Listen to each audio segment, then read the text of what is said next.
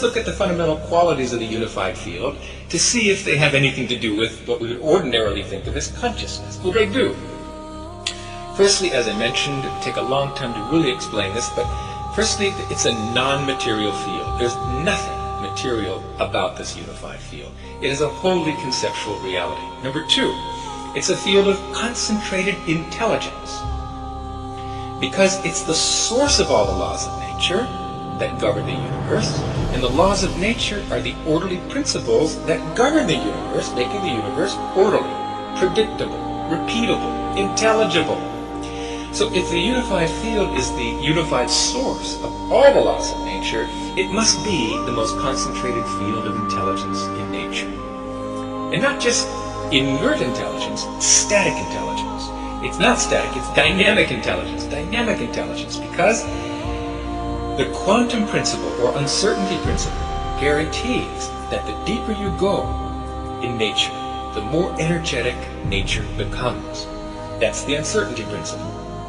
It's the reason why nuclear power is 1,000,000 times more powerful than chemical energy. Chemical energy derives from the manipulation of molecules, rearranging atoms in molecules. Nuclear power comes from rearranging nucleons in nuclei, splitting the nucleus.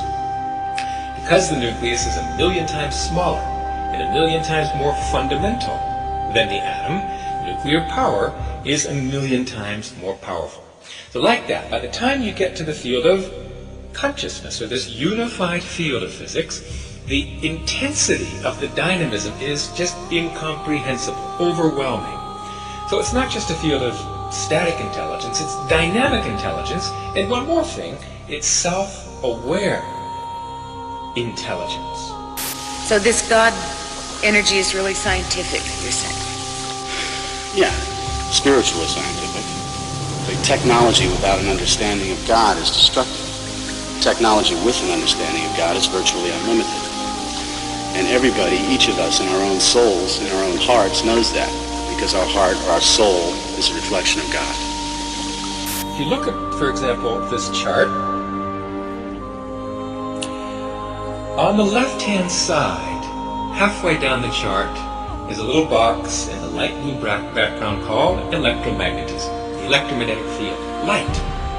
Now light is a much more superficial field than the unified field at the basis of this chart. And light does not have this property of self-awareness.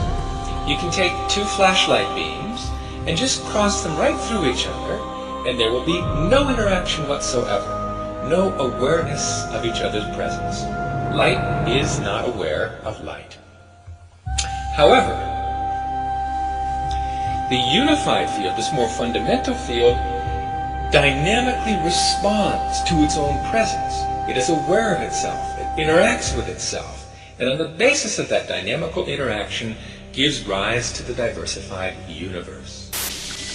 As David spoke, I knew that what he was saying was true. I could feel more pieces fall into place and connect. He said the divine force is what the soul is made of. The light of the candle and I were one. I was the light.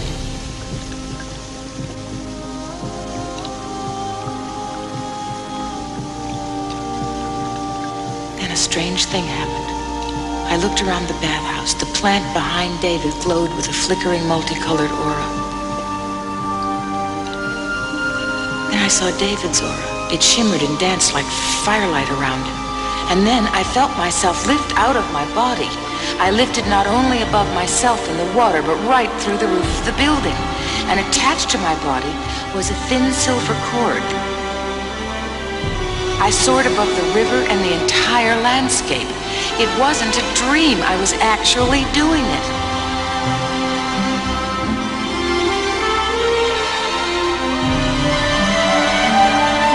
I soared upward through the clouds. And then I felt myself change direction.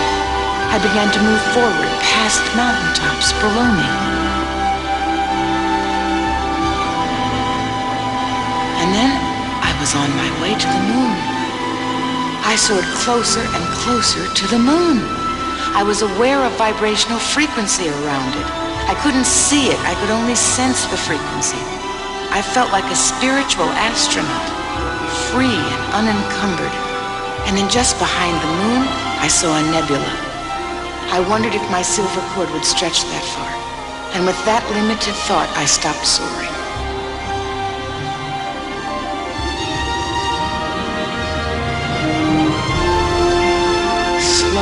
Slowly, I felt myself drawn back to the earth, downward, downward.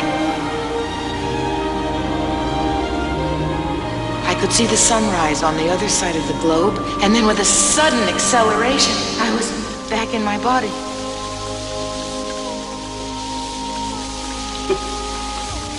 Shirley, are you all right? What's going on? David, I did it. David, I was out there. I was above all of this. I was above the earth. Oh my God. It was incredible. I was over this planet and I saw the other side. It was daylight on the other side of the globe. Did you see your silver cord? Yes. Yes, I saw it. I saw that stuff you're talking about. Ah, finally. Oh my. And this, all of this around me. It was so full of light. I saw auras. The only difference between what you just experienced and dying is that when you pass over for the last time, your silver cord snaps. You know something? If this is dying, then I don't know what there is in life to be afraid of. So what's the subconscious? Nothing need be subconscious.